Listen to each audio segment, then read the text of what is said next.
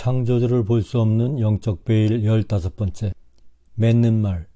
이 땅에서의 삶은 고단하다. 세상이 주는 자랑도 기쁨도 쾌락도 잠시 지나갈 뿐 나의 마음은 여전히 공허한 허공을 맴돌 뿐이다. 이 글을 쓰게 된 나 역시 이 굴레를 벗어나지 못하므로 깊은 수렁에 빠져 헤어나올 수 없었다. 요한복음 4장 14절 누구든지 내가 줄 물을 마시는 자는 결코 목마르지 아니하리니 내가 줄 물은 그 사람 속에서 솟아나는 우물이 되어 영존하는 생명에 이르게 하리라 하시니라. 하나님께서는 내 삶의 긴 여정을 통하여 나를 낮추고 또 낮추셨다.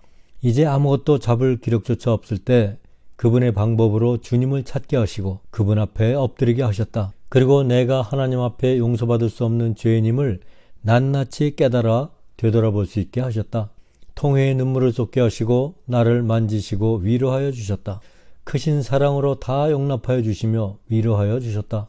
그분은 말라 비틀어진 나의 마음을 그분의 생명수로 적시어 주셨다.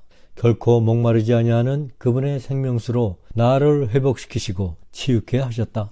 이제 내 안에 예수 그리스도의 생명수가 영원토록 솟아나는 우물이 있다. 시편 23편 1절에서 4절 주는 나의 목자시니 내게 부족함이 없으리로다. 그분께서 나를 푸른 풀밭에 누이시며 잔잔한 물가로 인도하시고 내 혼을 회복시키시며 자신의 이름을 위하여 의의 길로 나를 인도하시는도다. 내가 사망의 그늘진 골짜기를 다닐지라도 참으로 해를 두려워하지 아니하리니 주께서 나와 함께 계시며 주의 막대기와 지팡이가 나를 위로하시나이다. 예수 그리스도는 길을 잃고 헤매다 지쳐 쓰러진 나를 찾아 품에 안아주신 나의 목자이시다. 나를 푸른 풀밭에 누이시며 잔잔한 물가로 인도하시고 내 혼을 회복시키시며 자신의 이름을 위하여 의의 길로 나를 인도하시는 분이시다. 나는 더 이상 두려울 것이 없다. 이 세상에서의 삶이 어떠할지라도 나에게 영원한 생명을 주신 분이 언제나 나와 함께 하시며 그분의 지팡이와 막대기가 나를 위로하시기 때문이다. 이분은 온 우주 만물을 말씀으로 지으신 전능의 왕 창조주 하나님이시다. 요한복음 17장 3절 영생은 이것이니 곧 그들이 유일하신 참 하나님인 아버지와 아버지께서 보내신 자 예수 그리스도를 아는 것이니이다. 사람들은 이 세상에 진정한 행복은 없다고 말들을 하고는 한다. 아마도 이 세상의 것으로는 나에게 수시로 다가오는 공허하고 슬프고 외롭고 때로는 불안과 근심과 과절과 절망으로부터 벗어날 수 없음을 알게 되었기 때문일 것이다.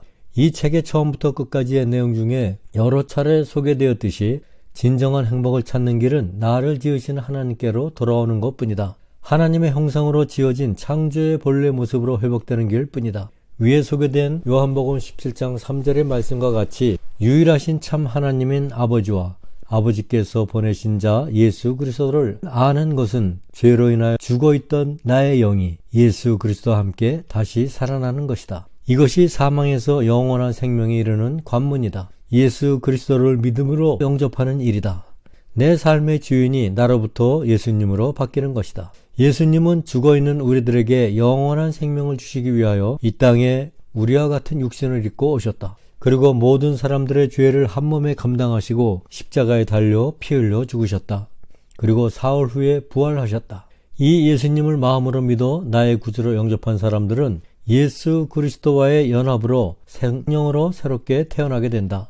죽었던 영이 다시 살아나게 된 것이다. 이제 영의 사람이 되어 영이신 하나님과 그분의 왕국에 대하여 기록된 성경 말씀들을 깨우치며 알아가게 된다. 죄의 삶을 살아가던 사람이 회개하고 하나님께로 돌아오게 되는 것은 전적으로 하나님의 은혜이다.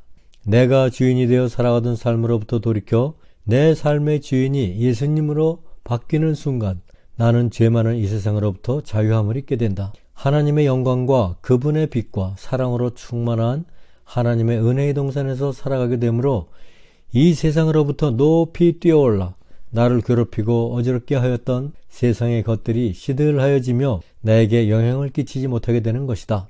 세상이 줄 수 없는 평안과 기쁨이 밀려 들어오며 그분으로부터 오는 강 같은 평화가 내 삶에 깃들게 된다. 나는 갑자기 찾아온 은혜의 강물에 떠밀려가며 의아한 마음의 때가 있었다. 너무나 강력한 힘에 이끌리듯 지나가는 하루하루에 기쁨과 감사의 눈물과 함께 혹 무언가 잘못된 것은 아닌가 하는 막연한 궁금증이 생겨나기도 하였다. 하지만 꿀송이보다 더 달콤한 성경 말씀을 대할 때마다, 주님으로 충만한 대언자들의 말씀을 접할 때마다 기막히게 일치되는 성령의 역사를 묵상하며 말씀을 통하여 하나님의 놀라우신 은혜를 확신하고 또 확신하게 되었다. 성령님의 감동으로 지어진 성경은 길이요 진리요 생명이 되는 말씀들이다. 성령으로 거듭난 나의 삶은 살아 역사하시는 예수 그리스도의 증인으로 살아가는 것이다. 삶으로, 대언으로, 말씀을 묵상하고 선포하는 일로, 간증으로, 미디어 선교, 오지 선교로 무엇이든지 주님께서 하라 하시면 순종의 발걸음을 내딛게 되었다. 이 책을 쓰게 된 것도 같은 맥락에서이다. 하나님께서 모든 사람들을 위하여 준비해 놓으신 놀라운 은혜의 동산을 소개하기 위함이다. 나도 그랬듯이 죄에 가려진 모든 자연인은 하나님을 볼 수 없는 베일에 가려져 하나님의 일들을 모르고 지내는 것을 하나님께서 참으로 안타까워하신다. 예수님께서 마음의 문을 두드리는 소리를 길 잃은 모든 양들이 듣게 되기를 마음의 문 앞에서 기다리고 계신다. 이 주님의 음성은 이 세상의 모든 부귀와 영화, 자랑, 명예, 교만, 육신의 욕심들을 내려놓을 때 들려지는 것이다. 하나님을 볼 수 없는 베일의 본체는 바로 죄이다. 하나님의 뜻대로 살아가지 있지 아니한 그 죄이다.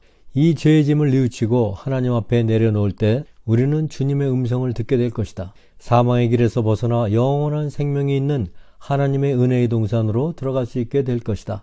사도행전 1장 8절 오직 성령님께서 너희에게 임하신 후에 너희가 권능을 받고 예루살렘과 온 유대와 사마리아에서 그리고 땅의 맨 끝 지역까지 이르러 나를 위한 증인이 되리라 하시니라.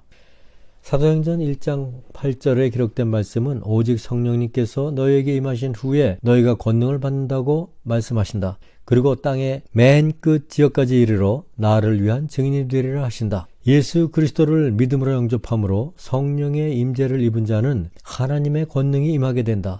이는 내가 하나님의 능력을 가진 자로 바뀐 것이 아니라 내 안에 들어오시어 동고동락하시는 하나님께서 나의 삶을 이끌어 가심으로 나타나는 하나님의 권능이다. 나는 죽고 예수로 살아가는 삶이다.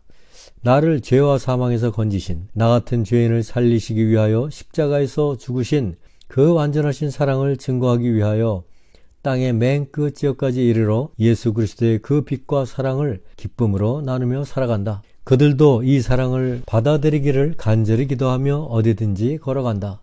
땅의 맨 끝에 대하여는 여러 가지로 말씀하는 것을 들을 수 있다. 땅 끝은 여기일 수도 저기일 수도 있다. 하나님을 볼 수 없는 그 영이 죽어있는 자들이 있는 곳이면 땅끝이다. 이들은 아직 복음을 들을 귀가 열려 있지 아니하기 때문이다. 그리스도인은 살아계신 하나님을 삶으로 증거해야 한다. 그러기 위하여는 내 안에 함께 하시는 성령님으로 충만해야 하는 것이다.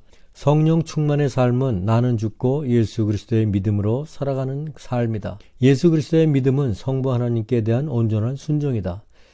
예수님은 십자가에 달려 죽기까지 순종하시는 삶을 우리들에게 보여주셨다. 하나님의 말씀을 따라 살아가는 삶이 살아계신 하나님을 증거하는 삶이다. 죄로 물든 육을 입고 살아가는 내가 죽으려면 이 땅에서 살아가는 동안 죄 죽음의 싸움을 하여야 한다. 바울도 나는 날마다 죽노라고 고백하였다. 모든 것을 주님께 맡기는 삶이다. 내가 죽기 위하여는 내가 주님으로 충만하여져야 한다. 내가 주님으로 충만할 때 나는 온데간데 없고 성령의 소용만이 나를 인도하게 되어 성령의 열매들이 열리게 될 것이다. 성령의 권능으로 육신의 욕심들이 매그시지 못하고 숨어버린 것이다. 나의 노력으로는 할 수 없으나 하나님께서 나의 삶을 온전히 이끌어 가실 때 자연스럽게 이루어지는 초월적인 은혜의 삶이다. 예수 그리스도는 길을 잃고 헤매이다 지쳐 쓰러진 나를 찾아 품에 안아주신 나의 목자이시다. 이 책을 통하여 당신을 위하여 준비해 놓으신 하나님의 놀라운 은혜의 동산을 발견하게 되기를 기도한다. 이 책은 성령님께서 인도하심으로 쓰게 되었고 수년 전에 시작되었다. 그간 블로그 2곳에 소개되기도 하였는데 언제나 옆에서 나를 돕는 사랑하는 가족들, 이 세상 곳곳에서 살아계신 예수 그리스도를 증거하기 위하여 그들의 삶을 드리는 모든 그리스도인들에게 감사드린다. 끝으로 이 책이 발간되도록 늘 지켜보시고 새로운 힘을 주시며 인도하여 주신 하나님께 감사와 찬양과 모든 영광을 돌려드린다. 하나님은 그분만을 의지하며 살아가는 자에게 하나님의 전신갑주를 입혀주신다. 하나님의 전신갑주를 입으라는 에베소서 6장 11절에서 18절 말씀을 끝으로 글을 맺는다. 에베소서 6장 11절에서 18절.